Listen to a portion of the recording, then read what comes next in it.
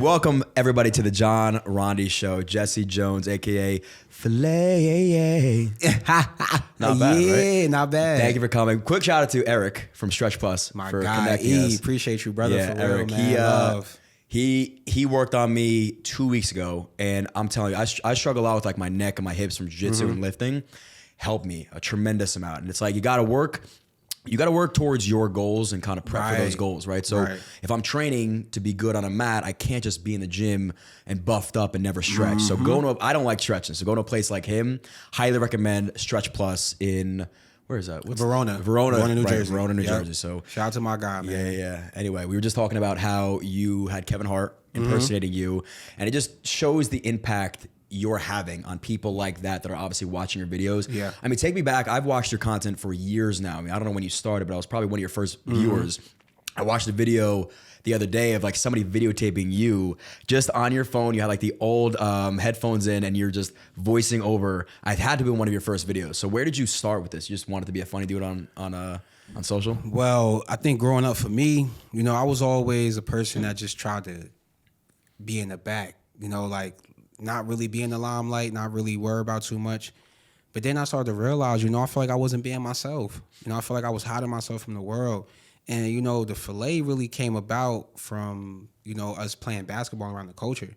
And that was around like 2014, mind you. This is, so social media is okay. It's not really big yet, but I think once I found the lane of correlating the singing with the highlights, I don't think people really caught on to it. And then at this time, nobody was doing voiceovers. You got to realize that it's nobody doing voiceovers, So when I started doing it, it was like, oh, snap, who is this guy? And I started to do more videos like, oh, he's mad funny. And then I started to really think to myself like, okay, we got something right here. I maybe have to lock in, maybe have to focus in on, building this. But my main focus was basketball. But then, it wasn't strategically me trying to say, I'm going to post this type of content. I was just doing it because it was me. That's Jesse. Right. It didn't get to a point where it was branding until I started to make money from it. In the beginning, I was just having fun. I'm posting my content. I found me. I found my purpose. And that's really what it built from. That's really what the brand generated from, being yourself. That's what Filayy is really about. People really don't understand. You think it's just funny, singing, commentary. No. Filayy is about being who you are. Filayy is my identity. That's Jesse Jones. That's who Jesse's always been. I just put it in Filayy because that's just something I created, and that's just something that can represent who I am. And that's where it started, man, 2014, man, just really grinding. It's crazy. I have two pages. I have my BPF page. I have my Filayy page. In all reality, it was reversed. My personal page was bigger than my Filayy page. Really? Yes. Until and then, when? Until my senior year in college. Okay. Senior year in college, and then it got like 10K, and from there on, it just started to go up. I started to focus on that more. I was like, oh, wow. I'm so busy on college because I'm trying to graduate.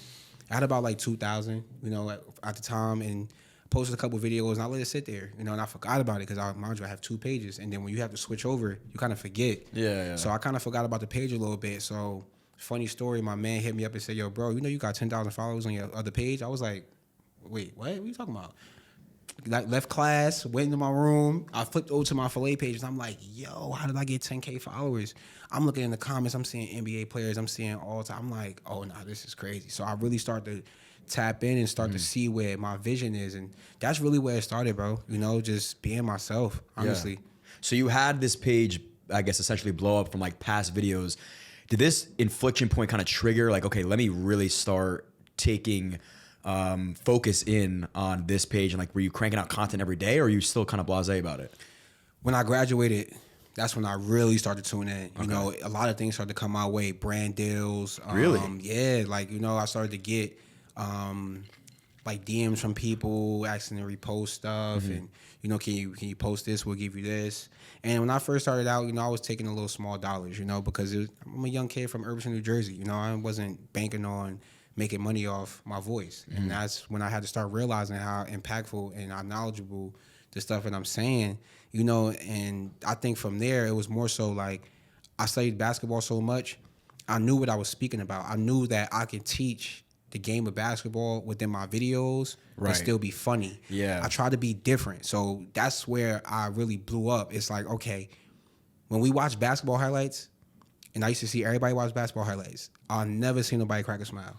People just like this. Oh, snap, yo, he cooked him. So I'm like, nah, we got to have some joy and laughter in it. You know, you have to have some enthusiasm in it. And when I brought the singing and the correlating the commentary with the moves, because if you really watch, if the real fans understand the brand, if you look at it in the beginning, I wasn't correlating the moves with the commentary. I was like late. Yeah. So I would like if Kyrie did the between the legs cross, he would do it and I'd be like between the legs cross. Yeah. Then I got better at it. Right. I caught on. I'm like, wait, I gotta sync the voice with the moves. I started doing that. Tween cross behind the back, and I started getting real accurate with it, you know? And then I'm like, nah, I gotta figure out a way to add this singing in there. And it came from the lingo, basically. My lingo is New Jersey lingo, but it's just customized in my own lingo, you know? And obviously we all say a lot of things, but I think ain't nothing over there, skip through that lane, tween. It's just, it's words and phrases that correlate to the game, but they stand out because it sound different. Okay, so hold on. So educate somebody like me. The word tween and fillet, were you using these words on the courts like with your buddies anyway?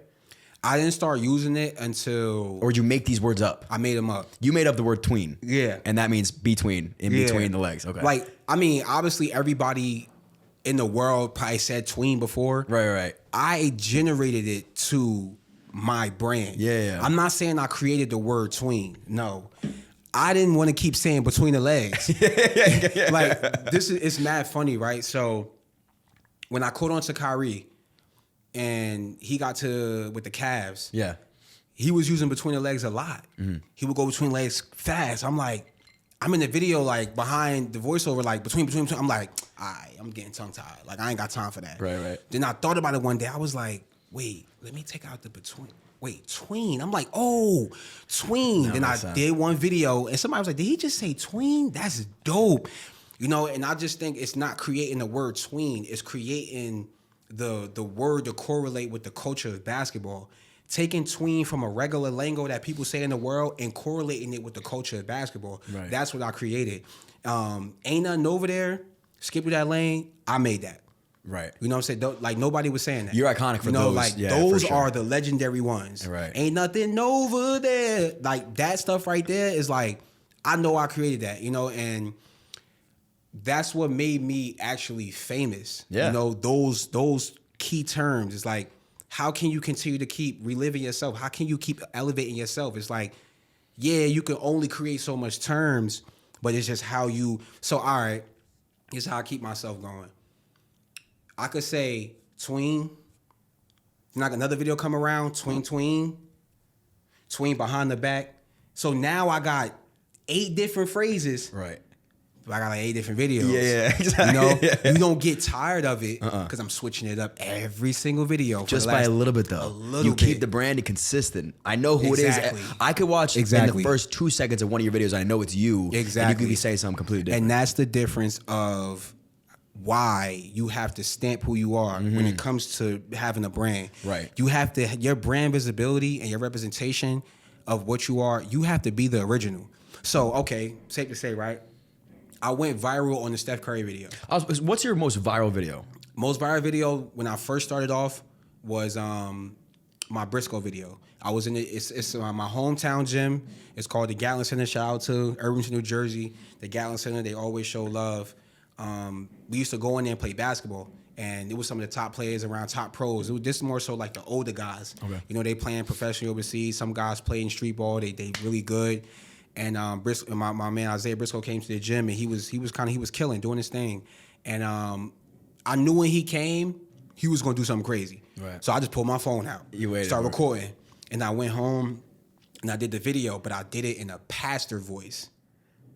You know, I said, Lord, that rip through behind the back, ooh, fillet. Like, so now that is like, bro, he's really singing, but it's It's really basketball. So that's why I started catching the eye. Then when the world caught on is when I did the Curry video. Right. And it was a perfect time to do it because it was in I think it was in like in the playoffs and the finals against the Cavs, and Dellavedova really like, he started Curry a little bit. He stopped Curry a little bit. And they had Curry on milk cartons, like, where's Curry? Dellavedova locked him up that game. The next game he came back and gave Dellavedova 30.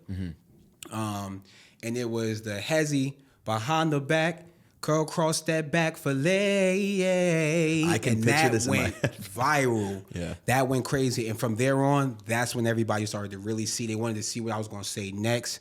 Every time I did a video, I was thinking of being the next drop, the next step. From then till now. Yeah. Every video, okay, what's next? Okay, you said Filayy yesterday, you can't say Filayy today. You gotta say Tween. You said Tween Tuesday, you gotta say Skip That Lane Wednesday. And you have to give people basically a story. That's what it is. They have to listen to a story. Where did you come from? And I came from here. Look where I'm at now. And along my journey, I gave a blueprint. I gave people reasons to do the content. People ask me, how you do your content? Just start it. Yeah. Just start. You asking all these questions, just start. That's the hardest thing to do. You know, people always ask me that. Yo, how you do this? Just start. You will not figure nothing out if you don't just start and see what you can do and experience it, and then now you can maneuver. Now, if you just sitting back watching people and, okay, I'm going to wait till he see what he doing, then I'm going to move. You're already 9 steps behind. If you just start and work your way through, fail, sit there, see what you got going on, and then you move forward. And then moving forward, you got more information with you. People think failing is a straight loss. It's not. It's some good in failing. Right. The good in failing is figuring out where you did wrong. Wherever you did wrong, you go back into the steps. Okay, moving forward next time. Okay, so I'm going down this street like a GPS. You make a left, you're supposed to make a right. They're gonna redirect you. Now you redirect yourself and you go the right way. That's why people take losses so much, because they don't understand that. Okay, I just gotta redirect. You know, so that's pretty much where it came for me in the whole process of the Filayy, man. That's how I really blew up. I just stayed consistent on the come up. When I got the notoriety, when I got the recognition, I stayed right there. I was posting videos every day, 3 times. I was posting 3 videos a day. Until somebody told me, like, look, bro, you gotta lengthen out your content. Don't give people too much. You know, maybe post like once or twice a day. You know, let people want to see your content. I'm like, okay. You know, I started to learn. So now I got a posting resume, and I just continue to post what I do now. Yeah. You're pretty motivational. Has this always been you? Like, you've always been looking to become this dude that's inspiring and motivating other people? Like, where'd that stem from?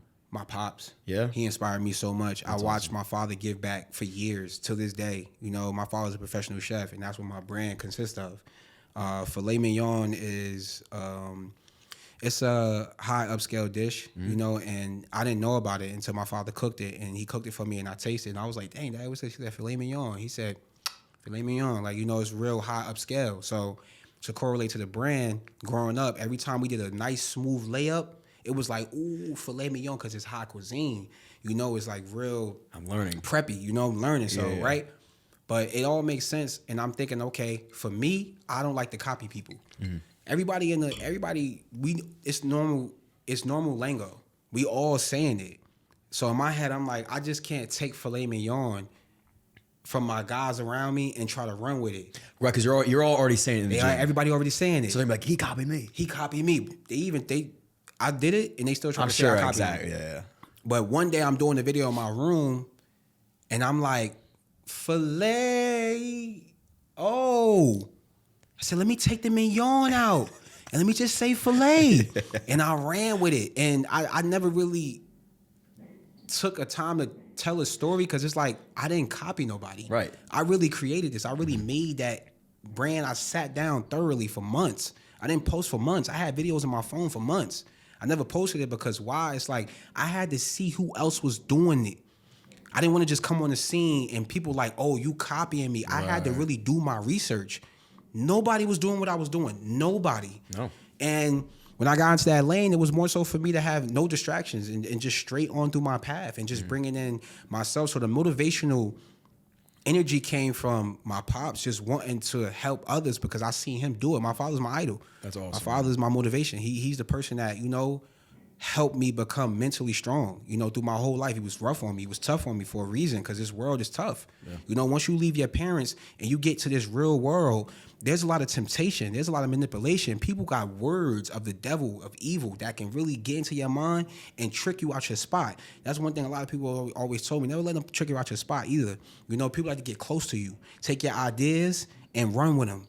That's trying to trick you out your spot. So I just had to be mindful on the people I was around, and also living through experience. That's what helped me be motivational. I speak on the things I experienced. Right. And that's what allows me to apply the information to the community and the kids. And that's one thing I do. I don't preach to adults. I preach to kids. Did you grow up in a church? Yes, heavily, you know, and not to say, you know, my faith is weary. It was weary when I was growing up, but now that I'm older now, I didn't understand it. You know, I was going to church, I didn't get it. Right. You know, feel it.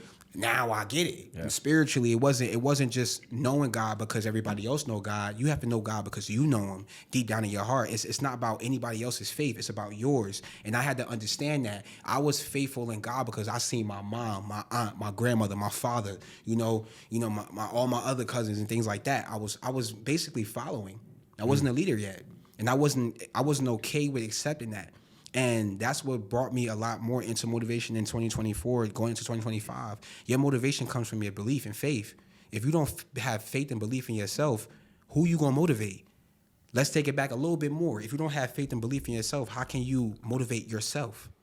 You know what I'm saying? You can't. Yeah. So believing in God, believing in the unseen, it takes a lot of it. You know, and I think when you actually spiritually connect yourself with him and you understand what he has for you, you can do anything in life. You know, you can do anything you could put your mind to. You understand his works. You understand his power. You understand why you're here. I'm here to help others. I already know it. I've been doing it for 10 years. You know, the stuff I speak to with people is more so of, you got to understand who you are. Yep. When you're motivational, you have to understand you. And you have to understand yourself so much that it don't matter what nobody say. You know you. Like you got to understand yourself, because there's going to be a point in time, again, where you catch this fame and the devil comes in mysterious ways, and it could be a guy or a girl that's now your best friend is in your life, and maybe they're telling you to do things that it's just not aligned with who you are, and you don't realize it till you take a step back 5 years later. You're like, what was I doing? I lost myself in this process. Man. Because you're like, I don't know who I am. Right. I've gone 5 years now and I've transitioned.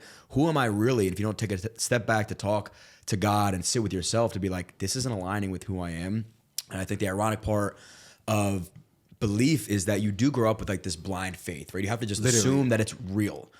But it does take time to mature and understand God for yourself. Just because your mom believes and your dad believes and they preach to you doesn't mean you feel it. Right. You got to feel it for yourself. So it is this like, yeah, I believe and I'm going to just accept everything that's happening, but I want to understand God for me and how he's serving in my life. Yeah, that's perfect right there. And that's literally what happened. You know, and I always tell people, and now it's crazy because a lot of the friends I have now, heavily driven with God.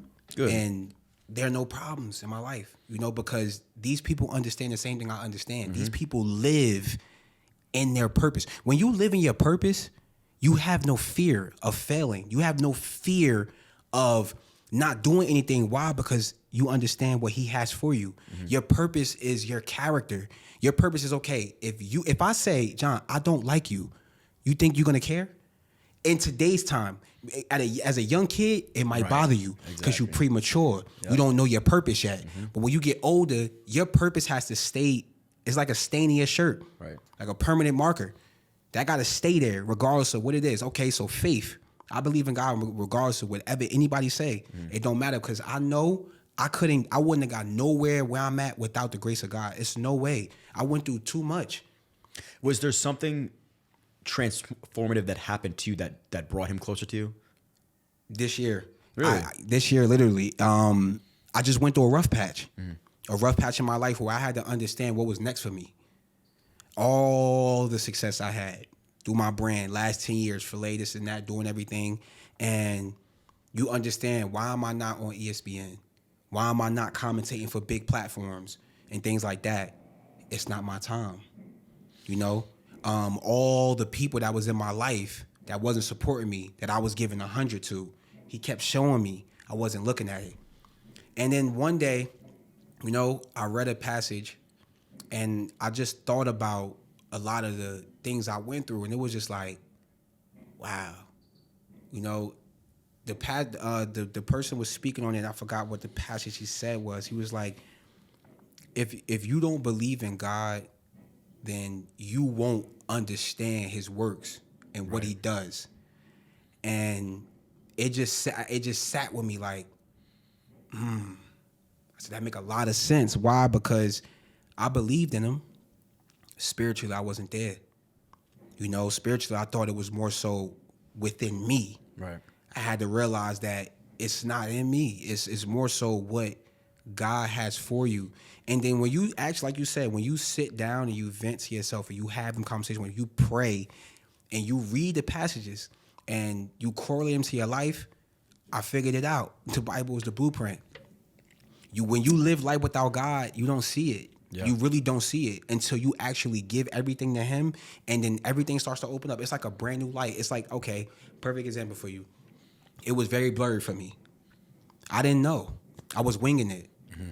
All my stuff I've done in my life, I did it knowing that God is there, but it wasn't like the strong belief that he was there, because why? He's not sitting in front of me. Exactly. Yep. That's the faith in the unseen. You have to believe in his works, in his soul, his spirit. It got to come around you. You got to live through him. Mm. And the only way you can live through him is reading through the Bible and reading the passages and understanding how God wants you to live through your life. You have to live for him. We don't live for ourselves. We live for him. So that's what helped me transition a lot. Just reading the passages and really correlating into my life. Not taking it as just, oh, everybody said they believe in God, so I'm going to say it too to fit in. Right. It's like yeah, it's part of your culture. It kind of feels cool. And Nah. It's the whole blind faith thing is you'd have to surrender and accept, because even sight wouldn't be enough, right? If Jesus Christ was sitting right here, I'd still come up, I say all the time, I'd come up with 1,000 reasons to say, it's not him. He would turn water into wine. I would say that wasn't real. It's the same thing that happened with Jesus. Right. Same thing. Like, you know, they like, you're not the Messiah. You have a hole in your hand. Jesus turned his hand around, there's a hole in his hand. They still didn't believe him. Why? Yeah. Because right. It's hard to believe in the unseen. It is. You have to have a different type of faith. So okay, let's correlate it to now. Okay, so you start your brand. You have your podcast. Do you believe at the first stint that you're gonna be famous? You have to believe in the unseen. Right. You can't believe in what's in front of you, because what's in front of you ain't built yet. It's not that exactly. It's not there yet. Because if that's all you're looking for, then it's not going to be what you're really looking to do. You know what I'm saying? I mean? So that's one thing I had to realize. You know, you got to start believing in stuff. And they said if you have to have a faith of a mustard seed. The mustard seed is small. You have to have this much faith. A small mustard seed faith is basically is big faith. Yep. It'll blossom into something. It'll blossom into something, and I think that's I learned so much, and that's when now I go through my life. I don't worry. Into 2024, I gave everything to him, and I say it proudly. I say it loudly. I say it with no type of regret or nothing. I'm fine with me not knowing how powerful his works was on another scale, spiritual scale. Let's talk spiritual scale. Let's talk about how our thoughts think in our mind, not how we talk to other people out of our mouth with our words, how we think inside when our mouths are closed. Right. You know what I'm saying? That's your inner conscience. That's what actually goes on. Only he know that. That's because that's powerful. Yeah, because when I'm talking to you or somebody else, I could easily be like, God is good, my life is great, I have faith. And you don't know nothing about him. And yeah, exactly. And I can walk away and say, man, I don't believe the words I'm even saying. I hope they got the message, but I'm not getting the message. That's where I was at. You were preaching, but didn't feel it for yourself. Exactly. Yep. And I always knew it, but I always believed in it, but I wasn't into the word. That's what it was for me. Right. I believed in God. I believed he was there. I always thanked him. I didn't pray that much. I didn't read the word. I didn't correlate it to my life. And when I did that, it was more so like, okay, whatever devilish energy you got, it just all relieved me. Like, if people do me wrong today, it's all good, bro. Like, I see what you did to me. It's all good. But I'm just going to distance myself. I'm not going to treat you bad. Right. I'm not going to wish nothing bad on you because God don't like ugly. I'm just going to let him handle it. You know, and that's what I really go through a lot in my life, man. And I don't try to push it on everybody. You can't push faith on everybody. You can't push God on everybody. You know what's funny you though, really can't. man? You can't, but you gravitate towards it. Like You do. Joe. I mean, we have podcasts about everything and anything in this room, and how many do you think always boil down to a conversation? And Joe is more faithful and has been following the faith longer than I have, but. I'm same as you though. But we're all. But if you're Yeah. on the journey, you're on the journey. You know what I mean? Yeah. And every time God gets brought up, and I'm like, "Are you faithful? You go to church? You Christian?" And everyone's like, "Yeah." I feel like 80% of our guests, and what I'm noticing is hyper successful individuals, whether it's in what you're doing on social or we have athletes on, you have to surrender to something else. You cannot have to. take everything on as your own can't. burden, or else you'll never get to where you need to be. We not as strong as him. Exactly. He created us. Right. Yeah. So he only know our weaknesses. Yeah, we might know him, but deep down, only he knows. We don't know him the way he knows him, And no. I think now it's crazy if you really pay attention to social media, if you really look at it, it's very God driven right now. Why you think that? Because the world's changing. You feel it. A lot of bad is happening, and a lot of people are starting to realize that. Whoa, who do I call on if my best friend not there for me? If my mom and dad not there for me? Who do I really have at the end of the day? You have God, bro. And when you understand that, it's not just screaming his name when you doing bad. That's what I had to get out of. I was moving like that. When I'm down, God, can you help me? Then when I'm up, I forget. Yeah, No, yeah. God, wake up in the morning, man, thank you. Appreciate you for helping me get up. Like, it's just, I'm talking to God like that. Because I don't think there's a strategic way you have to speak to him. You know what? That's the difference. Like when you don't break know down that. that, you don't. And I think that's the biggest problem that people have is like, I don't know where to start. Talk to him like he's your friend. Talk to him like he's your dad. Because that's where I was used in to feel church. crazy. It does. Now but like, I don't. It only is crazy when you start. I was in, we did like a Bible study. And the message that he was trying to get across is, you are allowed to be angry at God and what happened. You're allowed to say to him and be frustrated and say, why is this happening to me in my Right. life? You're never going to forget that he's there. You're not going to Right. say, I don't believe in you. But it's okay to be mad at your circumstance and at God if you want to be. And he's like, I can rip him up and guess what? He's still going to love me. Right. And at the end of that, you're going to feel so much better because you got it off your chest. Yes. It's almost like people going to this faith and like they're lying to him. They're like, oh Yeah. man, I had a really good day and thank you for this. You're pissed off. And you're allowed Your to be day was pissed off. terrible. Yeah, your day was terrible. Admit it, accept it, and move on. And move Acknowledge on. it because if you don't acknowledge the day was bad and what made that day bad, guess what? Tomorrow's gonna be bad too. You're not gonna change it. You gotta have free will. Yep. Free will is giving yourself a chance to actually go through the pain. Exactly. You can't say, okay, I'm who I am. I shouldn't be going through this. You don't know who's going through something else worse than you. So the free will is giving yourself a chance to actually feel the pain, capture what's going on to you, and heal from it. Yeah. That's what God wants us to understand. He wants us to understand who we are. And when you understand who you are, you can be your best you for him. So you can advocate others to him. Yep. It's not about us. And I had to understand that. I always thought it was about me. Correlate to the question you asked me. What helps me? What motivates me? That's the purpose. I had a feeling. Helping I others. wanted you to say, you but know, I had and a that's feeling. what it correlated to. You know, I always understood that. It's like, why was that? I always think now, why was that stuff always in my head? I know why it was in my head, man. God, that's the light God was showing me. This is you. This is your lane. This is what's for you. The advocacy, giving back to kids, putting smiles on people's faces. This is Jesse Jones. Right. This is the person I created. You know? I think this person, Jesse Jones, is an educator, but in a beautiful, humorous way, right? Like, so Right. whether you're teaching basketball or teaching about faith, you're not going on your camera saying, all right, guys, here's what this passage meant, or here's what happened in this play. You're dumbing it down for somebody like me, right? Like, I don't watch Exactly. basketball like you do. And when I watch you document and narrate a highlight, I'd rather listen to that all day versus Right. anybody else. And I'm learning way more. Like, even what a hezzy is, I had no clue. And I'm like, I'm going to watch and I'm going to listen, I'm going to laugh, Yeah. but I'm going to learn. You're gonna Just like learn. we talk about God slightly, you know what I mean? You mentioned Right. praise the Lord or whatever you might have said. I'm now learning about Jesse to know, okay, he's a faithful man. And you know what? I like the way he lives. I like the energy he gives Right. off. Maybe I should start being a little more like that too. And that's the point of influencer. Yeah. That's what an influencer is supposed to do. And I think people lose that. They lose that in the sense of likes, comments, shares, reshares, retweets, all these things. And it's like, yeah, if you speak the real, you will get likes and comments and reshares. Right. Everybody don't speak the same. Everybody don't have the same faith in God, and everybody don't believe in God.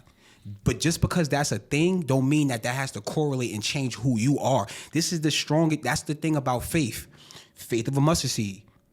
Because if you don't believe in God, that's not my problem. Right. I still believe in him. But that's not going to deter me from the fact of preaching how God is to you. Right. Okay, I don't like God, Jesse. Hey, don't say that. Yeah. Right. Look, talk to him. Talk to him. Take your time. Yeah. You might not be ready now. God's so good to us. You know why? Why? Because we walk this earth sometimes and we don't know how powerful he is, but then he sit there and wait for us. Yep. He sit there and wait. I see you doing that devilish stuff. Don't worry about it. I know who you are deep down. Right. And you know who you are deep down, because that conscience and that back mind, them thoughts brewing. Why? Because you know what you're doing is wrong. Nobody might not see it in the back of your head because we can't read minds. Only God can read minds and know what's in our head. But eventually, it come back to you. You treating this person wrong, yeah, you might be all right in a couple 2 years.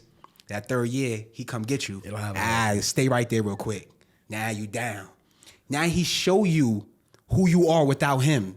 We're nothing without him. Right. And I had to understand that. Not saying I'm going to go on my Instagram, I'm going to go on my pod and just speak all godly like, but you got to reference him. You have to acknowledge him because, okay, it's a world. Where the world came from? Him. Where the globe came from? Him. Where animals came from? Right, you know. Like, we have 10 fingers, 10 toes, 2 ears, 1 nose. We can smell, see, talk. We special creatures, man. And I think that's just, when you think of it like that, I used to be, you know what's crazy? I got a real one for you. I was scared of that. That's why I wasn't so faithful on God. I was scared of it. I didn't understand it. I wasn't ready for death. I was living this life thinking that, you know, we should live forever. That's what scared me from faith. And I got older. Had to realize that things happen. We have to repent for our sins. We have to be mindful of who we are. Because if we're not mindful about who we are, we hurt others. He don't want that. And that's what my brand consists of. That's what motivation consists of, is just living life freely, but living life with an understanding of why we're here. You can't treat people bad. You can't put out content that's not going to correlate with people. That's why I dull my stuff down. You might not understand this stuff at a higher note. You might not understand these terms on a higher level, you know, because you might not have been accessible to that type of information for you to understand that. You might not have been educated on that higher level. I went to college. I'm not saying because I went to college, you stupid, but I went to college and I understood how to organize myself. Right. Some people don't have that organization in their life, so you're miscombobulated for a very long time, and you don't know what to put in place. It took me a while to understand my disciplines, my morals. Okay, I'm in a room. It's suits and ties. How you doing, sir? Ain't no what's up, my boy. Nah, it's none of that. Because I'm in a room where it's not required for that. That's what you learn in life. And I think when you strategically put more on yourself, you put pressure on yourself, and you believe in your faith more, and you put a lot of the things on yourself to, okay, if I'm going through this, why am I going through this? Let me change it. Was there ever, you know, growing up in Irvington, I'm sure, was there ever a time where you were influenced by bad and the devil was in your ear to say, you know, I kind of want to go over there and hang out with those guys versus these guys? Whew, plenty of times. And it was plenty of times, but the way God bestowed himself on my parents, I just think they was the reason why I never really like went over there. Like a lot of my friends was in the street. Don't get me wrong, but they knew like, nah, that's just not Jesse, bro. Like, really? Yeah. They respected that. They respected it a lot. 100. Yeah, they clown, they joke. Dang, bro, you always gotta go in the house. Your father, he tough on you. But they knew, like, man, he got a good home, bro. He got two good parents. He got a good household. You know, just gotta go home. You know, and it was times where, you know, that I would, you know, my father told me, yo, don't walk up that street. It'd be a lot going on. And, you know, like 2 weeks in a row, you know, I walk up the street. The first time, my father didn't catch me. The second time, he didn't catch me. The third time I went up that street, he drove by, and he looked at me and said, and he drove off. He went home. He let me walk home. I came home at I was supposed to be home at 3:30 every day. And he drove by, and he seen me. Instead of my father embarrassing me in front of my friends, he just looked at me and he drove home. When I got home, it was on and popping. Yeah. You know, because it's like, you gonna realize why I'm telling you to not walk up that street. You know, last time I walked up the street, it was my 4th time I walked up, big fight broke out. Really? With my boys, you know, and they walk up to my man and they like, yo, what's up, bro? Like, just if you don't want to do it, just walk away. I'm like, oh yeah, it's real out here. It's real. And that's when I understood, like, okay, either I'm going to be in the street or I'm going to go home with my parents. I'm out here acting like this, but I got 2 parents at home. I know I can't do this. So why am I even acting like to fit in? That was my first point of being a follower. That's when I had to understand that you have to walk your own path. You know, the temptation in the hood is crazy in the urban areas. Yeah. It's crazy because your friends are the urban area. And, right. if your friends are not locked in, or if their parents are not strict on them like my parents was, then I didn't understand at the time that I shouldn't have been around them. Yeah. I'm thinking these are my boys. Dang, Dad, you're not letting me do nothing. But in all reality, he was protecting me from the devil, from evil, from me might have messing my life up, going to jail, doing something stupid. You know, when I wanted to play basketball, when my dream was to hoop. You know, so my pops put me in private school, man. And from there on, you know, it wasn't more so leaving the hood because I'm in my urban area. I never leave my area. I'm always going to be a representation of where I come from, you know, and that's why I never left. When I made it, I came back. I made it. I gave back to the community. I had give backs. I got sponsored by Nike. Yeah, can I get 70 shoes? Had my first give back. Gave away 70 shoes. Some kids got 3 shoes. Some kids got 1. Some kids, I didn't even have shoes, bro. Thank you I appreciate you. Why? Because I wanted to be the one. So I said to myself when I was a kid, my father knows this. I said, if I ever become an icon, if I ever become somebody that people look up to, I'm going to give back. I used to say it to my father all the time. He used to be like, yeah, son, like one day you're going to be big. He never downed me. Like, that's why he's my idol. He never looked down on me. He was hard on me. Son, you work out every day, you get in the game, now you don't want to shoot? You got to shoot the ball, son. You got to believe in yourself. You got to believe in the gifts that God gave you. It was him, my mom, preaching me the quote every day. You know, no weapons formed against you shall prosper. You know, anybody that throw any hate or evil energy towards you, they're not going to prosper in life. They're not. You can look at it. It's right there. It happens to people all the time. You know, so that's what helped me get it through that temptation, man. My parents, they was rough on me. They was tough.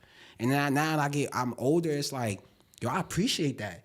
That foundation, that structure, that helped me understand how to live my life when I got older. The keys, the priorities.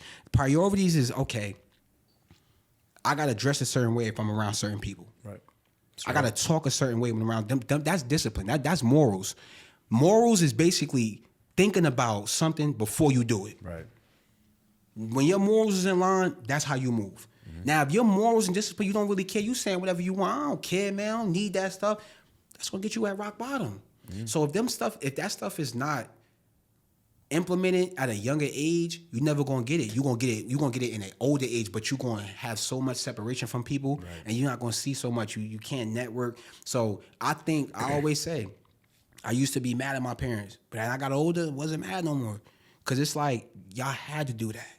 Because we in the urban area where there's a lot of temptation and manipulation around. So, you know, it was definitely tough to like, you know, it was tough. It was tough for me for sure. I ain't gonna lie. Because my boys, they're my boys. Right, like you said, I grew up with them. You didn't know anything else. Like, that was normal. I ain't know nothing else. Like, and if you weren't influenced by the wrong, let's say you didn't have your parents in your life, or right, you let your buddies get you here. Where I'd have been. Right, you could have still been there. You know what I mean? Exactly. And the fact that you're going back and you're giving back and you're like, even with you embodying who you are online, there's got to be a young kid from Irvington right now saying, you know what, I don't want this life for me. I want life like that, like Jesse has, and that's I'm gonna do what I need. It. Yeah, and you letting them know, hey, this is what you should be doing. Right. Don't go down these streets. Right. Go down these and dress like this and act like that. Yeah, anybody can hang out with their boys and talk however they want, but the real world is not gonna forgive you, and they don't care who you are, where you're from. Talk about it, bro. You know, like I think that's even for me, like you lose yourself a little bit. You're like, you know what?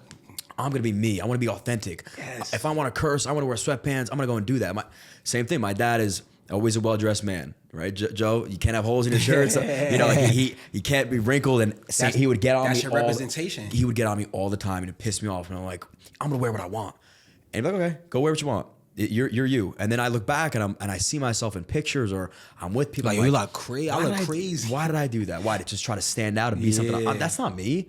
I want to look a certain way. I want to be professional. I want somebody when they leave that room with me to say, you know what? That's a respectful man. Yes. Because now we're adults. Your we're purpose. not 15-year-old kids anymore. Right. So I think that's you had the right influence and now you're giving back in the right ways by being influenced to people across the world, not just in your hood. And I also like we speak about God too, and I think his works was so powerful in my parents. Right. He uplifted their faith in him, because him bestowing that in them, they bestowed it in me. So yeah, I'm a young kid doing what I'm doing, but my parents were the ones to actually teach me everything that I had to go through in life. Every time I had a question, my dad had the answer. That's God showing him that through his childhood. You know, my father grew up with my grandmother. You know, rest in peace to my grandmother. Love her. She passed away last year. Oh, I'm sorry to hear that. She passed away in 2023. I didn't get to see my grandmother, you know, go down in the grave because I was overseas. They wouldn't let me go home. So it's just so much that's teaching me in life. You know, is you can't pass up on a lot of things you go through. I cherished everything I went through with my grandmother, but that's the biggest thing. But it got me closer to my parents. Right. You know, losing my grandmother. Then it got me close to my parents going overseas and things like that. It made me appreciate them more. And I think more so of them being stronger on me and my faith of understanding what my purpose was. My father told me all the time, Jesse, that's not you. You're not a street dude, son. I know who you are. You know, you're my son. I was in the street. You know, I'm trying to tell you from experience. So my father taught me so much. His foundation was, I'm going to tell you until you understand it. Right. And then when you understand it and you listen to me and I stop telling you, you know, you'll get it. My father put me through so much tests. My father said something to me from when I was a kid till I was about 24. When I turned 24, he realized like, okay, my son's growing up. Because one day I came in the house, I wasn't supposed to go to this is a league called Branchbrook Park. And my father grew up in Newark. He didn't really want me to play down there. You know, so one day I went down there and played. But I came home and told him I went and played when he told me I had to play down there. And he looked at me and said, you know what? I'm mad, but at least you came home and told me. Right. Any other time, you would have walked in the room and ain't say nothing. I would have never known. So it's just little tests like that. I'm glad he was tough on me because it just made me understand and know so much, you know, to help kids. Kids ask me all the time, like, yo, bro, how you? I'm like, look, man, if somebody telling you something, they telling you for a reason. They not telling you something because they just telling you something. You know, they see something in you. They see potential.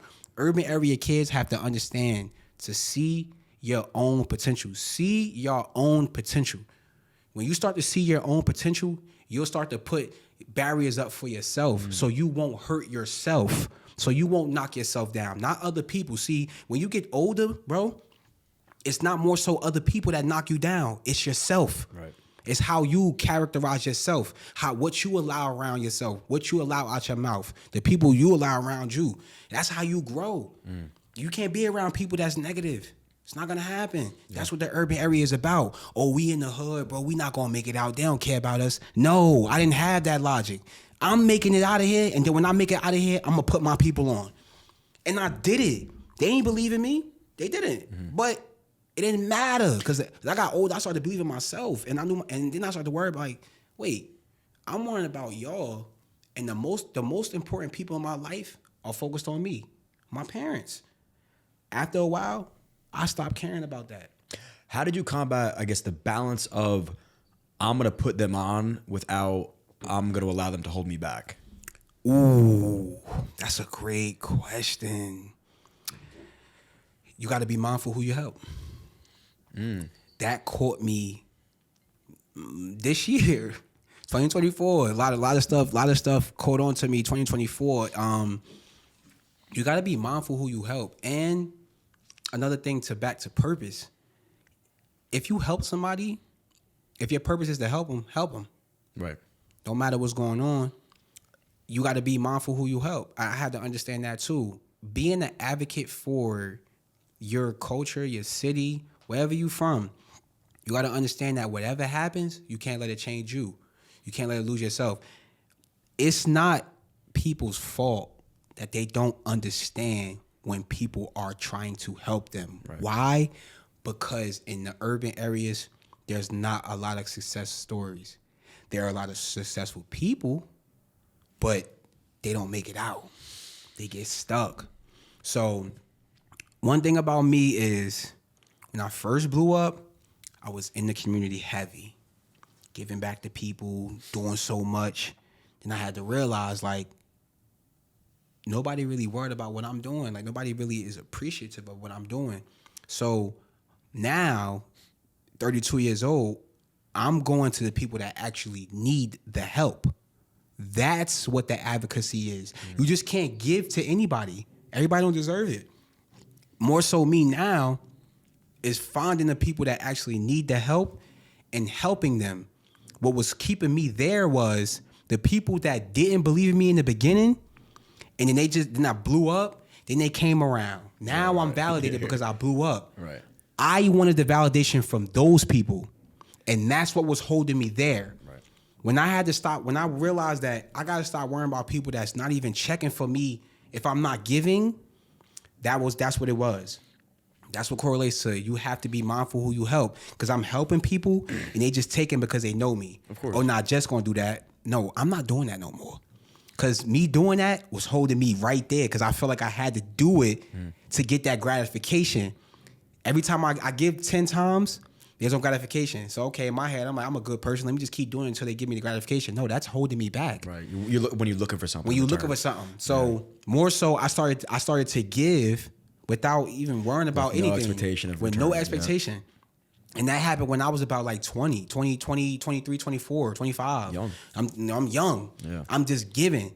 I got older and started realizing, like, yo, you really can't expect nothing. Even if somebody that doesn't, appreciate what you're giving them, you still can't expect nothing back. Just do that good deed. That's that godly like energy. It feels so much better too. It feels so much better. Now you're not expecting anything. You don't need to expect anything. The bad energy stays away from you. Yep. You know how many people God helped? You know how many people Jesus helped? They still crucified that man. Right. Perfect man.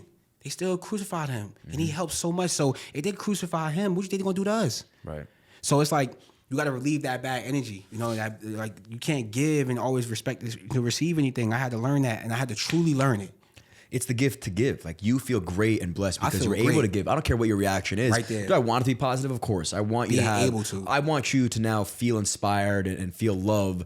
But if you don't, you don't. I'm going to walk away and still feel the same way. Yes. And it's the same thing. You grow up, you make a little money, or have this little fame, and you're like, oh, I need validation, right? I'm gonna buy whatever it is for these people, and they're gonna love me now, or I'm gonna have these parties, and they're gonna love me now. And then what happens? They don't really care about you. They don't care about you, and that's when you know. Yep. That's when you understand that, you gotta be for you. You still can be a good person to people, but you gotta be solely for yourself. And I had to understand that too. That's the biggest thing for me. I learned so much about myself. It's not even about other people. Mm-hmm. I just learned so much about Jesse and the way you should react to certain stuff. The stuff you reacting to is the reason why you going through certain stuff. Yeah. So if I allow somebody that I already know haven't been in my life bother me, that's on me. It's not on nobody else. Because why? I'm older. I should know that. If nobody worrying about me, cool. Yo, what's up, bro? You doing your thing? Yo, I'm doing all right, bro. I'm fine, man. Appreciate you, bro. And you keep it pushing. Now, if they hit you back, they hit you every day, okay, now you might be in a circle, bro. Now you could be in a circle because now you showing that love. And okay, this love is reciprocated. You don't got to be a mean person, but you just got to be mindful of the people you allow in your energy. It's all about your energy. It's all about who you are and your character and your aura. Your aura can never be tainted. Right. At all. Yeah. You got to protect that as a human being. That's the only thing we have. Our purpose is our aura. Mm-hmm. Our purpose is who we are. What we speak about, what we believe in, what we have faith in. The representation of our persona. Like you said, you was wearing whatever you wanted to wear. But if you wearing that around certain people, they're gonna categorize you as somebody you're not. They may not even tell you. They might not even tell you. Everybody's getting tattoos now and shit. Like, you think it's cool. This weird guy, man. Who's this guy? Why is he not? So you might think it's okay, but deep down, you just never know how people perceive you, man. And that's another thing too that I had to realize. You really can't care. Knowing that you have knowing that who you are, sometimes you can't really care if you're doing the proper things needed for yourself. You can't care. Now, if you're not doing it, and somebody say something, now you gotta implement some stuff, some changes. Yeah, I think you only care and you're insecure when either you're not comfortable yet with who you are, or you're really acting ways that you know you're not supposed to be acting in. Powerful. You know, like if you're just being you and you're authentic, but it takes time. It takes maturity. It takes like some time. I'm 29. Again, it took me, and it's still taking me time to realize, like, listen, if you like me, great. I hope you do like me. I want you to like me. But if you don't like me, what do I want to know? Yeah, of course I do. But I'm not gonna let it eat at me. If that's just who I am, and you don't like the shirt I'm wearing, it is what it is. You know, but if there's something I could change because I'm acting like an asshole or whatever it may be, I can learn from that. Instead of now me taking this as like a negative and get defensive, let me take a step back. Like I think the one thing about social media is you get feedback instantly. So if you're being rude or disrespectful on camera, you'll know about it. And I've had it happen many times where you know the New Jersey culture is a little bit more aggressive than other places in the country. So when I'm going at it with my dad on camera, like we think we're talking, and people from wherever are like, that guy's such a whatever. And I'm like, wow, you know what? I'm not just talking to people that are in this area. I'm talking to the world. I got to appeal to the world right now. So maybe I do have to dial it back a little bit. Yeah, that's what social media taught me too. It taught me a lot. You know, it really teaches you how people perceive you. Yeah. You know, and learn a lot about yourself. It's crazy because when you think about it, it's on your own merit because you're posting to your channel. Mm-hmm. So when you post to your channel and people give you feedback, it's like, dang, am I really sensitive? Like, dang, am I really this and that? Like, then you start thinking about it like, man, I ain't sensitive. I know what I'm talking about. So it's just, and that's another thing too with social media. You got to be mindful of people that just are like, they just miserable sometimes. Mm-hmm. You know, some people going through things that they can't get over. You know, people living lives that, you know, they just don't know who they are. Yep. They following. There's a lot of followers here. It's not a lot of leaders. Leaders take accountability for themselves. You don't even have to tell them anything. They already know what's going on from the jump. And that takes time. It takes a lot of time to understand that. And, you know, for me, it's just living through my purpose, letting the stuff happen. Like I'm not even trying to be like strategically crazy about it, but I think a lot of people write stuff. Nah, just let it happen. Mm-hmm. Just deal with it. You know, and I think when you go through it that way, you give yourself a little bit more room for growth. Cause you gotta fail sometimes in order to grow. You gotta figure out who you truly are. Right. You know, like I had to learn that, and when adversity hit, I know who Jesse is. I done been through it already. Right. I already know how it go for me. Mm-hmm. Yo, bro, take a chill pill. You've been here before. You know, ain't nothing new. Mm-hmm. It's the same dialogue. You know, people gonna talk about you. They gonna say whatever they gotta say. It ain't true. You know who you are. Mm-hmm. But for everybody not mentally strong like that, that's why I speak on mental health for young kids, for athletes. Because why? It's so many people speaking on your name that you really start to believe it. Because you don't know. Think about it. As a young kid, you know, like Paul George, they say playoff P. They trying to say he played bad in the playoffs. If 2, 5, 6, 10 million people saying it, eventually he might think it. How is he not going? You know what I mean? Of course. How would he go through it? So it's tough to mentally be for yourself. That's why I tell people, know who you are. Mm-hmm. So when it flip, you like you said, you won't lose yourself. Right. You never will. That's why you have to be faithful within yourself. That's why faith and talking to a higher power is so important, because you are ever changing, right? So if I'm putting myself out there on camera and I have millions of people telling me, hey, that guy is this. Mm-hmm. And I was like, man, I didn't really think I was like that, but okay, if everybody's saying it, I guess I am. And I don't like that, but it is what it is. I'm now going to start feeding into that. Whereas, no, that's not who I am. Exactly. Maybe I'm portraying that person right now and I got to switch it up. Right. But let me get back to who I really am or who I really want to be. Right. And I think that's the biggest thing for me on social media. Like, my content was always genuine. You know, I mean, people always said what they said, but people just saying that because they seeing me on social media. Like, oh, he always dancing. Then they start realizing, like, wow, he's a jack of all trades. You actually do a lot of things. As I get older, they see me still doing the same things that I'm doing, regardless if I'm famous or not. Right. I'm telling y'all, I'm gonna be me. If I'm on ESPN, if I'm on SportsCenter, I'm gonna be Jesse Jones. That's the only way y'all gonna see the best version of me. Yeah. I can't be anybody else. God didn't make me nobody else. Yeah, it'd be so hard to fake what you do. It's so hard to fake, bro, what I'm doing. It's no way. I'm singing, dance. It's just the world don't accept people that accept themselves. Right. Because they didn't accept themselves. Right. That's why it's hard to make it in this world. Everybody is so judgmental because they're scared of being their true self. Mm-hmm. think everybody in the world being themselves? You see everybody on the TV interviews. A lot of people saying things they don't even really believe in themselves because they don't want nobody to know who they truly are. Because who they truly are probably ain't that good. That's why they being somebody else. For me, I've been myself for 32 years. 32 years. On Instagram, 10 years, I've been me. Right. I motivational speak. I've been Filayy. Yeah, I was young. I was immature. You know, there's a lot of things I used to speak on. I don't speak on no more because it's like, for what? I've grown over it. Right. You know, I've matured. You know, I'm becoming an adult. I shouldn't have to keep saying certain things. Oh, my bad. I shouldn't even be around you if I have to keep saying the same thing. Right. These are things I'm learning. You know, and being okay with that. Like, all right, bro, I know you my mans. I know you close to my mans. Yo, bro, like, I can't condone this conversation, bro. You know, that's my guy. I mean, if y'all went out, y'all gotta handle that. But don't put me in it. Right.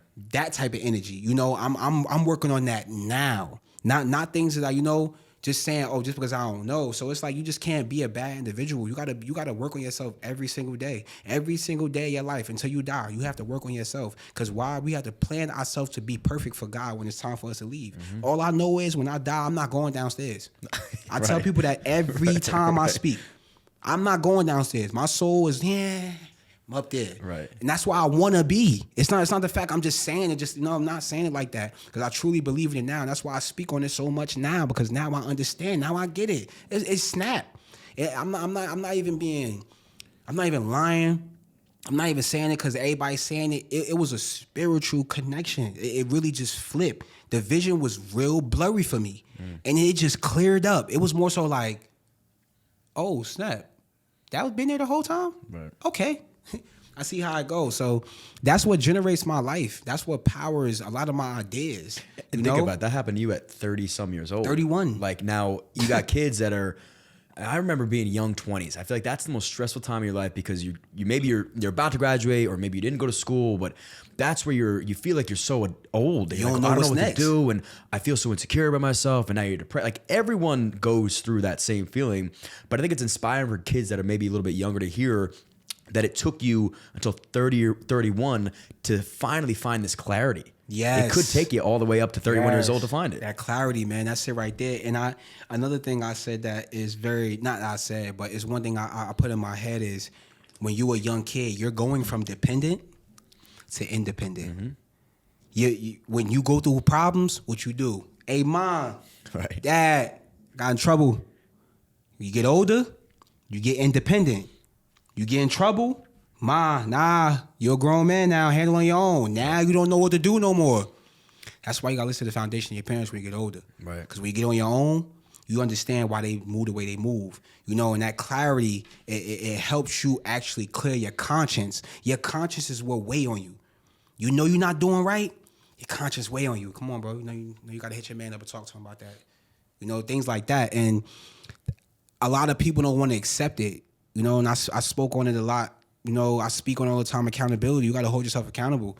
You know, a lot of the things you go through, you shouldn't go through it over and over and over again. You should go through it maybe once or twice. You know, you might get a disguise from somebody. Yeah, you might hit 3 times. Okay, once you start to hit the 4, 5, 6, all right, bro. That's on you, man. You're an adult. You know this already. You know, you should know that. You know, and I think that's what I am on now. I try to be 5 steps ahead. I'm sorry. Like, I think that's the biggest thing to be. You got to be 5 steps ahead. Okay, so E hit me. It was like, yo, my bro John want to get you on the podcast. All right, cool. You know, he was like, good dude. You know what I'm saying? I was like, yo, send me the podcast page. I went on there and I looked at 3 videos. That's just me being 3 steps ahead, so I know what type of person you are. I know what type of questions you ask. I know what I'm about to get into. Right. People don't do that. Sometimes you got to set yourself up for greatness. Right. You just can't put yourself in a situation and expect yourself to just, okay, I'm gonna maneuver off whatever's next. I mean, then imagine, you fail. Right. Imagine you saw, or you didn't check out my podcast. You got in here and you didn't like me, and now we're sitting here, and now you got to be a poor version of yourself. That's fake. That's fake. And That's I would be very like, fake if I to didn't me. research you, I didn't know who you were, and I'm like, yeah, I'll have a guy on my show. And now I'm doing like this. So you did. I'm just I'm just here to get views. Right. And you know what's crazy? That's how this world works right now. Exactly, man. Yeah. I know. In order for me to get up, let me go call it. You don't know nothing about this dude. So every time I get around people, I get the same thing. Yo, bro, I've been watching you since I was in middle school. Right there, we're gonna have a great conversation. That's I already it. know how it go because Right. you know what I'm about. Now we can really have a conversation. Now it's genuine. Now you get the viewership because why? This is genuine conversation because you're getting gems from Jesse straight up that you might not have got from him posting on his page. Definitely not. Yeah, You the know? gems from Jesse tonight.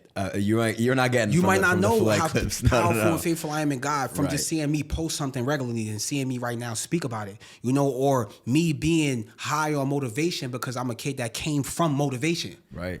I came from the motivation. The motivation is being in the urban area.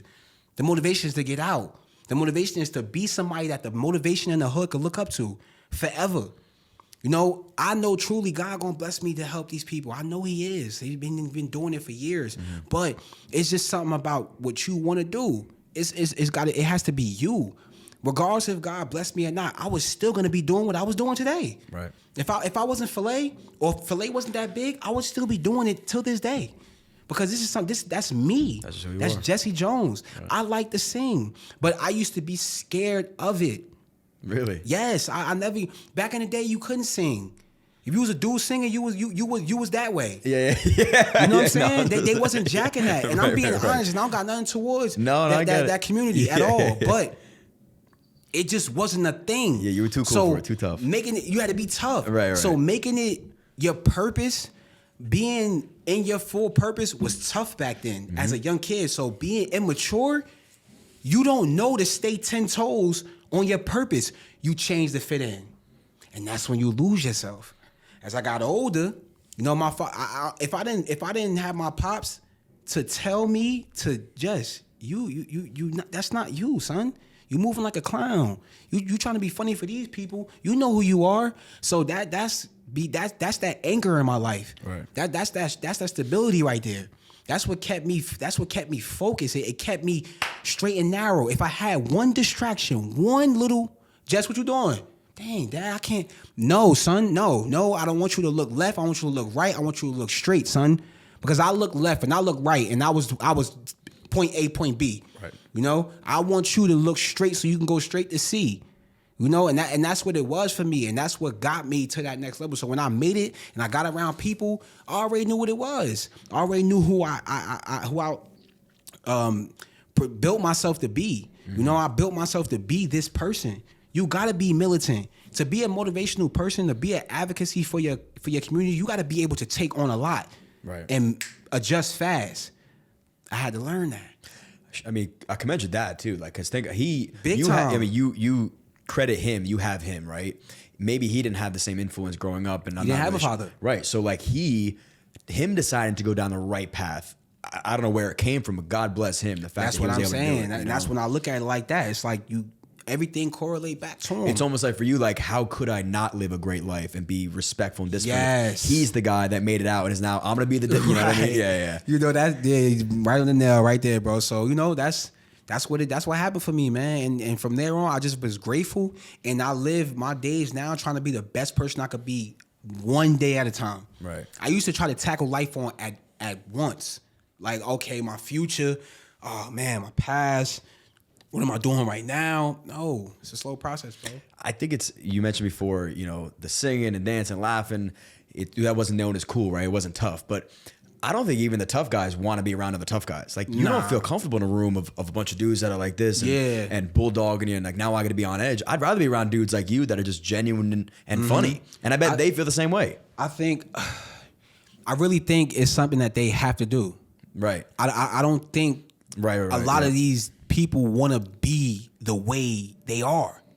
The urban areas, you have no choice. Right. Because there's a lot of temptation.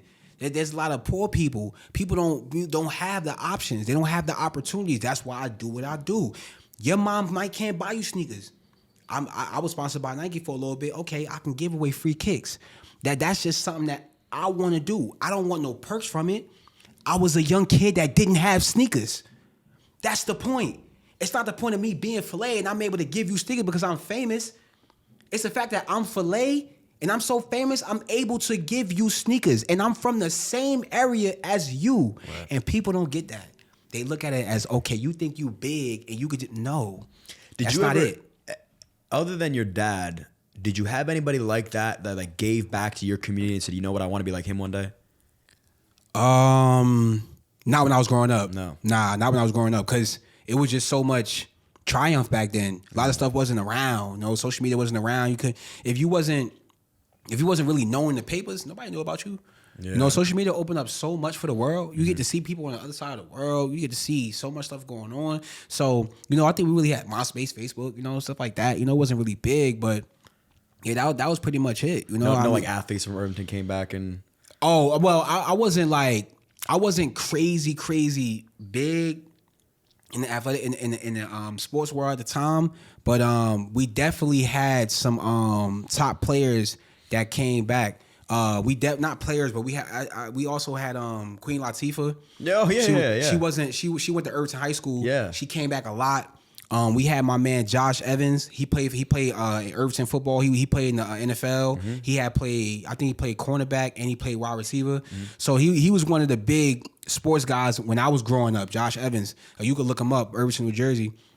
That's one of my city legends when it comes to football and things like that. Basketball, it's a lot of other people too. I don't really like crazy know about, but we have some late bloomers like my guy Shell. We got other guys that really was dumb nice. We got my man Shakur. He was dumb nice, man. Like he was so good, bro. But you know, it's just the urban areas. You know, it happens. And one thing about me, I never looked at him different. Right. Never. That was my boy, and he's still my boy to this day. You know, and how the reason why is because his life different from mine. You know, you can't save everybody. You know, but it is what it is. I never looked past how they treated me growing up. They looked after me. You know, we was all together. So, you know, they would come in my backyard. You know, they'd play. You know, and that was pretty much a lot of the guys that, you know, I've been around. Like a lot of people that I knew, they not crazy big in the sports world today. Sure, yeah. That's the urban area. That's my childhood. I see them and it's like, yo, bro, like I'm proud of you, Jess. Like, you really did it, son. Like, you really got it, bro. Like, you keep going. And it means something because we all was in the same area. You know, so I'm not saying nobody got big and didn't come back. I don't think that it was like a crazy thing to do at the time. Sure. You know, because, you know, when you make it out the hood, you make it out the hood. You know, you made it out. And you don't want to go back to that because it brings you back to past trauma. You know, but for me, I learned that it's better to go back and show them that, you know, yeah, we had this narrative that people blow up and leave. Jesse ain't like that. Right. And I'm going to stand 10 toes on that forever. And that's how I always been. Every time I got famous, every time something happened with me, I'm in my neighborhood. I don't change my route. Ain't no need to change my route. I'm not going to look down on the area I came from. That don't make sense. It built you. It built me. Right. It really made me built for what I went through in my life. If I ain't go through what I went through in my childhood, I would never been prepared for the real world. So why would I look differently towards y'all now because I'm doing what I'm doing? I actually appreciate the support. You might not get the support from your urban area because you made it, they didn't. But at the end of the day, they still rooting for you. Right. Deep down, it's not going to tell you. It is what it is. And that's one thing I had to learn. So that's the reason why, actually, to answer your question, that's why I did what I did. It wasn't many people that made it and came back. Right. So I'm like, yo, that's why when I was saying before, as a kid, I said, when I make it, I'm going to do that because we didn't have that growing up. Yeah, we had the older dudes on the block. Don't get me wrong. I'm just being 100. A lot of older dudes on the block, gang members. Yeah, Jess, what's up, baby? Yo, make sure you get to the crib, bro. Pops, you know how Pops they would even hold you accountable. Man, my man Kurt, you know, he used to always hold me down. He be down in Branchbrook, you know, in the urban areas where we hoop at street ball. You know, that's where I grew up at. You know, he would always make sure I was all right, you know, because they knew I was hooping. They knew like, yo, just good. You know, and I don't forget these things, man. I really don't. I don't forget them because, you know, I had to go through what I had to go through in the urban area because it was no choice. You know, when you don't have no choice, you have to mend for yourself. And that's why I don't overlook the urban areas. That's why I go back into my urban areas. I would never be scared to go in an area where I used to live at. Right. Like that don't make sense. Right. You know, and then on another note, why would I be scared to go back to an area I never left? Right. I'm always in the area. I drive past Irvington every day. I go to Irvington every day. I see my boys all the time. My boys hit me up. I drive by the block. Yo, what's up, bro? Y'all good? Yo, bro, love. When I actually do what I gotta do and actually get a lot of money, I'm telling you, I say this all the time. I don't know if God ever gonna bless me with a lot of money, but I know he thinking like, damn, if I ever give him this blessing, I'm gonna bless a lot of people. That's beautiful, man. Like a lot of people. Why? Because we can't take all of it for ourselves, Jay. We can't. We can't take all this gratification for ourselves sometimes. You gotta spread the love. That's the most genuinest thing to do. That's authenticity. Mm-hmm. You got this, but you decided to do that. That's authentic. That's something that you gotta have deep down in your soul, bro. That's something you just can't. You can't teach that. You can't teach authentic. You can't. Yeah. You ever hear when people are like, they made the right guy famous? That's it, man. I feel like you deserve every blessing you were given, man. I feel like I didn't feel like that for a very long time. But in 2025, I feel like that every day. God bless, man. That's awesome. Literally. Are there any guys that you grew up with, whether in like a street league or you just played with basketball-wise, that could have competed professionally? Like they were just ballers, but unfortunately, due to their circumstances, they just couldn't make it out. Bro, it's a lot of them, bro. I can't. If I name them, we gonna go on forever. Oh, really? Yeah, bro. I mean, like more talented than you. Yeah. Really? Not now. Yeah, right. But like was more talented than me at the time. Mm-hmm. Same talent as me. It's a lot of guys we got. Man, listen. I'm just gonna be 100. I'm not from Newark, but I'm from Irvington. We got Corey Chandler. Corey Chandler he was so tough. We got my man Keon Lawrence, rest his soul, he went to Seton Hall. He passed away. We got my man Boob. He from Newark. It's a lot of people, man. Day Giles, my man Shell. We got so many people I could name, man. It's just like, it don't even make sense. Yeah. That it's not, I don't think it's the fact that they didn't make it. I just think it's the fact of the circumstances is just what it is. It's so severe, and I think on another note, it's that I don't think everybody wants to see certain people be great. So it's like, okay, if we have a talented person that's better than everybody around here, we push him out. Right. Okay. We all do what we got to do to get him out, regardless if he's in a bad time or whatever it is. We do our best job to get him out. So basically, help the helper. We got so much talent, man, in Jersey. I wouldn't say the urban areas held them back. I just would say they didn't see the opportunities that they had. They didn't know. Like they didn't like the resources now is so different. I don't think it's the fact that they didn't make it because of the urban areas. Social media wasn't what it was at their time. Mm-hmm. If the social media outlets was coming to record games the way they doing now, highlight tapes, overtime, Bleacher Report, exposure, right, they would have had that, so they got out there. No, they was getting seen because they were playing so well. They was getting in the papers. It's a plethora of people around the tri-state area that were good, better than me, and didn't get it. Why? Because sometimes you got to change who you are to make it. Mm-hmm. Some people just gonna stay straight and narrow through. They don't care what it is. They hard-headed. They stay right through. And I'm not speaking about none of the people that didn't make it. I'm speaking about people in general. Sure, yeah. Some people won't change themselves to get to the next level. In order to be Filayy, I had to transition myself to a voice. And I'm not just speaking like, you can't just go on there and say Filayy like Filayy. Like Kevin Hart just said Filayy. He said Filayy.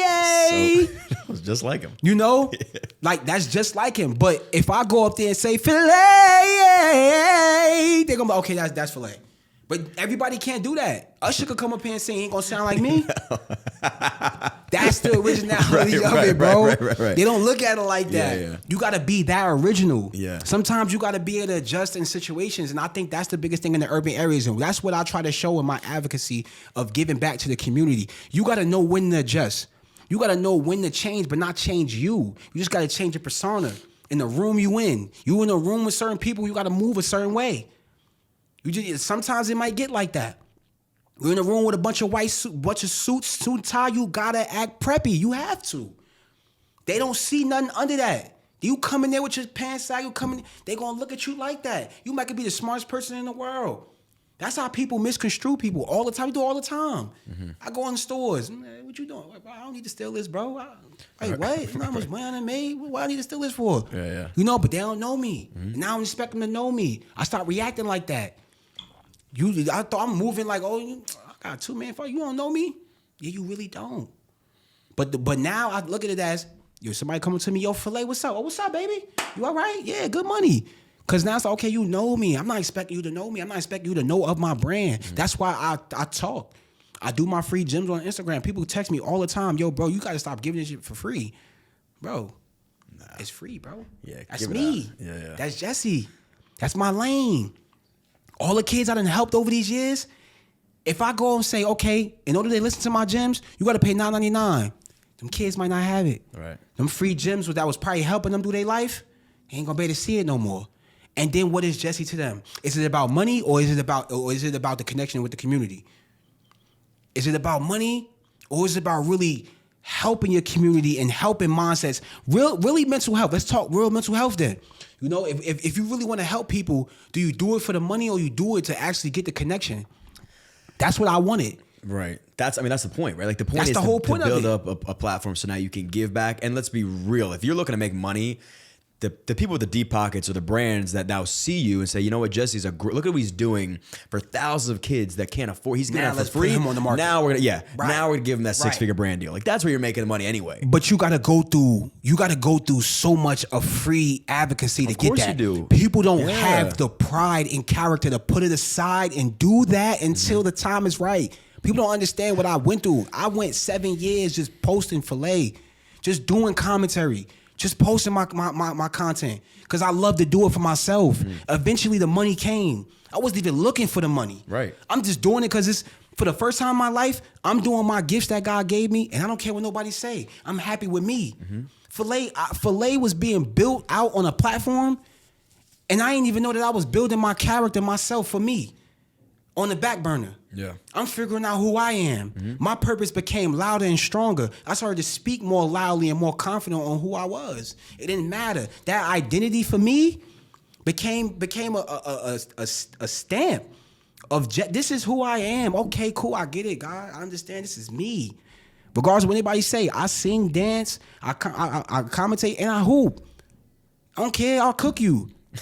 Real talk. You are real. That's the best part about it. That's the best thing about it. You know, and I think without that, I wouldn't be as popular as I am if I didn't know how to play basketball for real. I agree. You know, with that, and I kind of get to a point now where I just let people talk.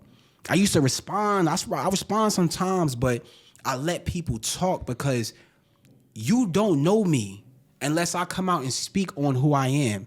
You know, you can know me 5 years ago. You don't know me in 2025 no more if you ain't been around me the last 5 years.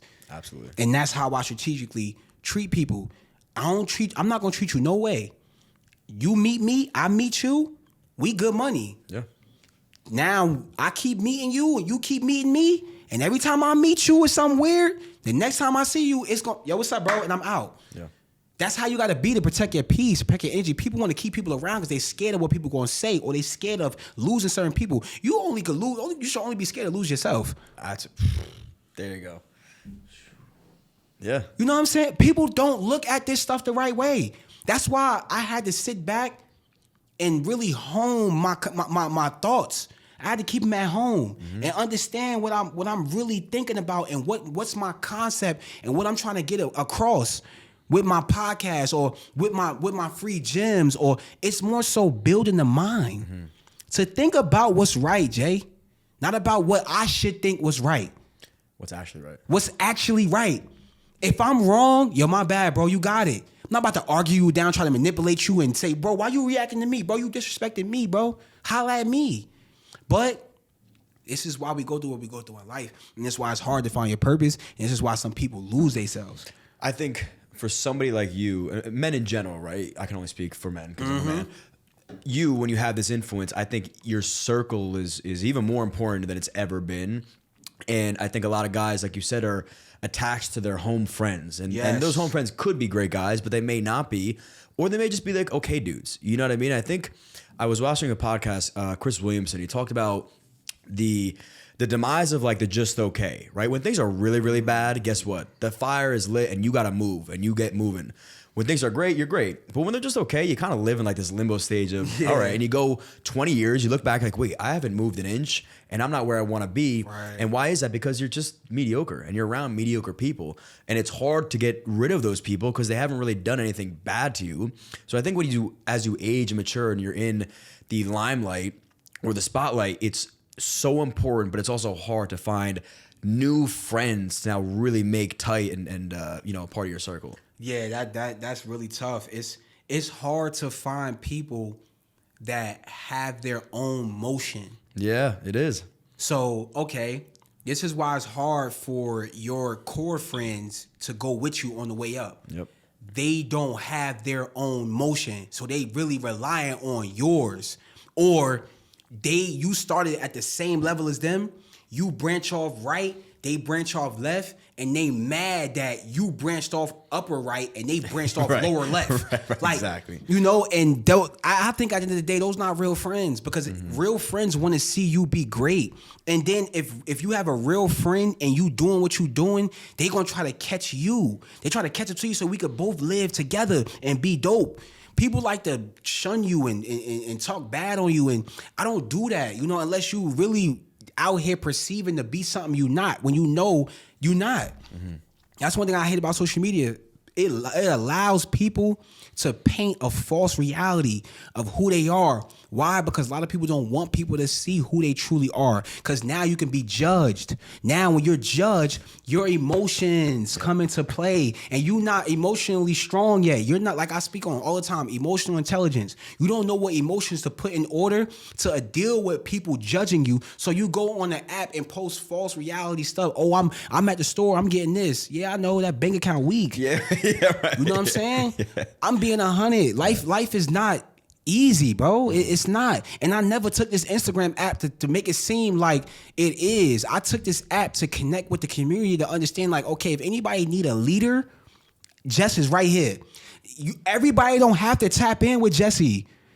The ones that need it, pull up. Right. And that's my just do. I'm okay with that. I'm fine with it. I'm not trying to be better than everybody. I just want to be somebody that some other kids can look up to. That's what I've always been. That's what my discipline stands on. That's what my morals stand on. That's what my perception stand on. My representation of who I am stand on. If any parents come to me all the time, what did you do with my kid in the training session? I didn't do nothing. I just showed them being real with you. I'm telling you what it is. I'm not going to sugarcoat nothing. Mm-hmm. This work is not going to get it if you're trying to get to where you're trying to get to. Right. You got to put in some extra work. But I would never tell a kid that if I ain't do it, Jay. Right, like you said. That's the problem right there. It's the motivation. It falls on deaf ears if like you're not actually doing it. You know how many times I sat back before I actually... Yes, yeah, exactly. You know what's crazy? Kyrie said it. You got to pay homage to the people before you. That's why I didn't jump into podcasting. Mm-hmm. Didn't just jump into doing commentary. You didn't feel ready yet? Didn't feel ready yet. Really? Plenty of times. Mm-hmm. Not long it took me. Now I'm seriously training. Why? Because I wasn't even overseas yet. I didn't even play professionally yet. I didn't even get to the level I was supposed to get to in this basketball lane yet to teach another kid. But now I am. Mm-hmm. So now I'm prepared to give you all aspects wherever you want to run to. I tried out for the G League, didn't get it, played overseas. The only reason I tried out for the G League because they offered. I never wanted to go to the NBA. That never was my thing. People understand that. It was always overseas. But that's what it is. You got to be mindful. Like I said, people write their stuff down. Prepare yourself for anything. So now I took my time to understand and educate myself. So when somebody asks me a why, I have a reason of the why. Yep. Why'd you show this kid that lateral movement? Lateral movement helps you with shifting. It helps you get quicker to your spot. Things like that. Why is he dribbling? Why you have him dribbling with a weight ball? Help his hand speed, ball control. He could dribble the ball faster. Things like that. I ain't know that when I first started, playing basketball. But now I understand it. But now I'm more confident on it because I have way more experience at a higher level. So everything I did, I had to make sure those are the things that I set for myself so I can be great. You have to do that as a human being. You have to be mindful of what you do on a daily basis to prepare yourself for every task that come your way. Got it. So, okay, you mentioned you're training more now. What is next for you? What's next for me is the podcast. I'm building my own AAU team. Also just being an advocate around the world more, going to see more kids in different urban areas and training them and doing things like that. Finding talent, helping kids, and being a guest speaker. That's the next thing for me. And I used to shy away from it. It just kept popping up. I kept shying away from it, and now I just live in it. I had to understand that the expectations that people have on me was holding me back. Oh, you got to play basketball because that's what you showed us in the beginning on Instagram. No, I don't. I don't have to do that. Right. I'm doing what Jesse want to do, what Jesse like to do. So that's what I'm doing now. I'm doing all the backline work that people never know about. So if they watching Jay's podcast, they don't know we in here. You got to do you got to get the proper mic so you get the proper quality audio, so it won't be blurry in the video. You got to have the best quality camera so you can see what's going. Like you can't present trash and expect to get paid. I agree. And that's one thing that I had to understand. Okay, I gotta find a better app so my voice will be clearer. You know, now it's more so, okay, you got to figure out what you're going to do next. What's next for you? You know, you did voiceovers 10 years. What's next? That's how I think for myself, bro. You know, I'm always thinking the next step. Or you always got to elevate yourself. That's what legendary is. People say, oh, you legendary, Filayy. Yeah, I know. I changed the culture of basketball. I was never a part of it. I came a part of it out of nowhere. That's hard. I'm a young kid from Irvington, New Jersey. Filayy. People saying Filayy, bro. Bron, everybody. Right. That's tough. Yeah. You know, so for me, I just continue to just grind, but more so backline work, man. My clothing brand, building a team for clothing, building a team. I have a team now for my brand right now with Filayy. They're doing great. Shout out to JSG. Shout out to my guy Eddie. Shout out to my guy Deuce and everybody on the team. I appreciate y'all for what y'all doing. They helped me revamp my whole brand. Nice. You know, they came in, asked me questions, things about, you know, what I don't have, why I don't have this set up. I learned so much of wearing my own brand. Everything I have on is mine. You know, I was wearing other people's stuff, trying to show them love because I was a person that do that. But I had to figure out how to do it for me. Right. You know, so I wear my own stuff. Now, everywhere I go to promote myself, and that's just what I'm on now. I'm literally building out my layout of what I will always wanted to do, you know, and the biggest part of this is figuring out how to do these things and still be you and not worry about what others are saying and not worry about people that really watched you around your urban areas support you. They're not going to support you. Because the secret expectations they have on you was for the first setup you had. Yeah. We was talking about in there where people don't like to support other things you do because their expectations for themselves don't allow them to do other things as well. Mm-hmm. So, you know, that's what it is. And just taking care of my family. That always been my major thing. Taking care of my mom and pops. That was my major to-do list. And once I was able to do that, you know, I kind of like, you know, fell back from life. I started to enjoy it. Started to really work hard. Had to understand that working hard is not something that you could just, oh, yo, look, bro, hey, I'm working, man. You have to do that. You understand how many people in this life bust their butt and don't make it? That's why I get up every day and do what I got to do. I'm famous. I know I am. Right. But that don't matter. Yeah. What's my purpose to this world? I'm famous. Everybody know me. What am I doing? You know, you got to do something out here. You have to do something, you know, and you have to do it for the greater good. And you have to do it for the greater good of yourself. And I think people need to understand that. A lot of the things you do in life, you got to understand that. What are you doing it for? What's your purpose? What's behind it? Why you if you want to be real with yourself, you want to do it for perks, okay, be 100 and come on here and say, I'm doing it for perks. Right. I'm doing it for money. Okay, cool. You want to get money? Okay, do it for money. Don't come up here and say, oh, I ain't doing it for money and really trying to do it for money. People see through that type of stuff, you know, so that's what's next for me, man. Cool, really building my next chapter when it comes to my brand. You know, real branding. Right. Real branding. Like, not just, oh, logo there, look. No, real Nike, Adidas, sure. Like that type of vibe. That's my next step, bro. Because you mentioned commentary. I think that'd be really cool. Yeah, bro. That'd be awesome. I think that'd be really dope. I can't say everything on the show. That's fine. But, yeah, bro. It's just it's a lot of things that just mentally, like, I write down in my notes. Like, I got notes from 2014, 15, 16. Just, I used to have them there, and I used to contradict myself. Like, dang, what people gonna think of what man, I don't care. Right. Because it's not about what they think. It's about how I'm elevating myself. I'm elevating my mind. I'm elevating my character. I'm elevating my aura. I'm not letting a lot of stuff distract me. I'm not letting a lot of people bother me by the things they say. Right. You know, when the world, so, okay, the world do things like this. Oh, you famous. You should be doing this. Yo, you should be on ESPN. I can't put myself on ESPN, man. Right. Like, right. but I could make myself like a mini ESPN. Filayyyy Yeah. ESPN. You know, I could do that. I have control of that. I built a platform for that, and I'm grateful for it. You know, but I just think that's what it is for me. People So don't funny, understand bro. it, and you know, they'll make it seem like you're not doing what you're doing. No, like you're not trying. Like, bro, what? I'm grinding every day. Yeah. Your expectations for me don't exceed me. That you is know? they think people are like, It's crazy, You know, you should bro. get on the podcast. The Rock. I was like, motherfucker, you don't think I want The Rock on the podcast? Like, How what are you I'ma get The talking Rock about? on the podcast, I said, bro? call him and ask him Like, because I can't. Like I could just call him. Exactly. Man, people said the same thing. Yo, bro, you should get all the biggest players up here. Okay, so I'm gonna be able to get Paul George and Kyrie and them, and they just gonna come in here for free. Yeah. No, they not, bro. Like it gotta make sense. Like you gotta let stuff, you know, grow within time. You know, it might happen. If it don't happen, oh well. My Yeah. blessing is I get to play with Kyrie every summer. That's my blessing. You know, I get to see one of my favorite players in person every summer. So it's like I don't take it for granted. I don't try to go overzealous with the love. Nah, it's like, yo, it's love, Kyrie here. Love, bro. Appreciate you, man, always. And you keep it pushing because you got to be grateful for the situations you in. You know, you can't just overlook it because everybody don't get these same opportunities. I don't take nothing for granted. Right. I cherish everything and I take everything seriously. You know, I'm on this podcast, I'm speaking me. Yeah. Now, I'm not speaking to hide anything. I want people to know who I am. You know, because I came from nothing, literally nothing.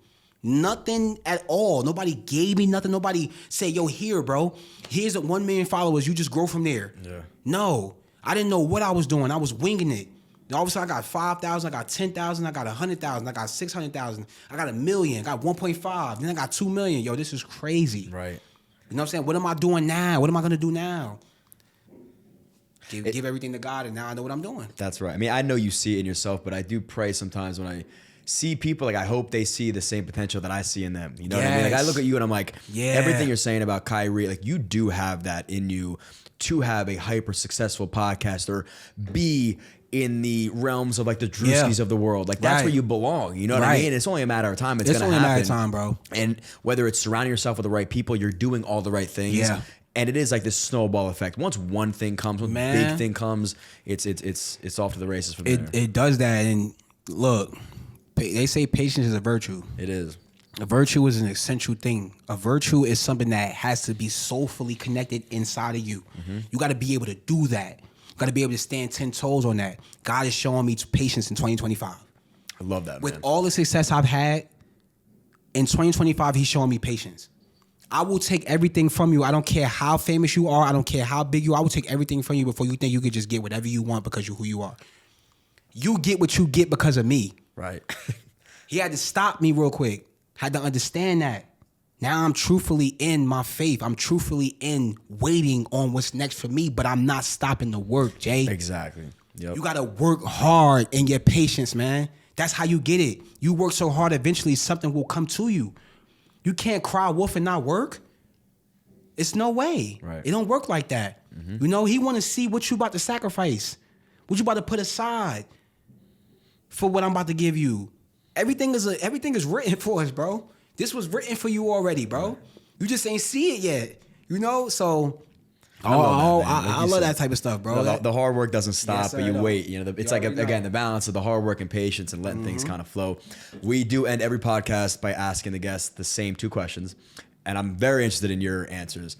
Throughout your entire life, regardless of the circumstance, what has been the lowest of your lows, and then what has been the highest of your highs? The lowest of my lows is literally worrying about what my family is gonna do. You know, taking care of my mom and my dad. That has been the lowest of my lows. You know, watching my parents grind and do what they do through life. That's been my whole life. It's working hard for my parents, bro. Like I don't think people understand that. They did so much for me. They sacrificed everything for me. My father said, "Son, you do not have to work." I haven't worked a day in my life. I've never clocked into a job. I've never written up a resume. None of that.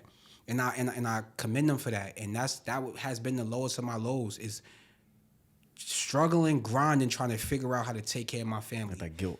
The guilt of like, dang, my parents helped me. Can I help them? Now, the highest of my highs is being able to take care of them. Right. You know what I'm saying? Like, that type of joy I had is like, wow. You know, my mom ain't got to worry. My pops ain't got to struggle like that. You know, it's not in the best, but I'm able to take care of them now and do what I got to do. So that's the highest of my highs, man. And I honestly, the highest of my highs is making professional. Making it professional, even though all the stuff I went through professionally, making it. Setting a goal out and saying, you know, I got to do this regardless of what I go through, my trials and tribulations, the journey I went through. Making it there was the highest of my highs. And I also got to add in the lowest of my lows with my journey of basketball too. Taking care of my parents, worrying about them and my lowest of my lows. But that process of making it overseas was very tough for me. I can't lie, bro. The stuff I went through, the amount of hours, times I got cut, didn't make it. Those are low lows for me. But it built me to my highest because I'm able to train kids. I'm able to learn the knowledge from it, give them experience from me being overseas. And that's the highest of my highs, bro. Basketball, my family, man. That's beautiful, man. Yes, sir. Jesse, where can they find you? Y'all can find me on Instagram, man. Filayy, Fila 4 Ys. We can't keep adding the 2 Ys and the 3 Ys in there, man. You know, y'all got my other pages, BPF_Jess Jones. My merch page is Filayy 4 Ys, shop_. And then the YouTube is coming soon, so y'all stay tuned with me. All right, stay tuned. Thank you so much, man. Yo, appreciate you, brother. This is awesome, man. Absolutely. Thank you, bro. As always, like, subscribe, share. Cheers, everybody. Yes, sir. Dude, awesome. That was amazing, bro. I appreciate it. That was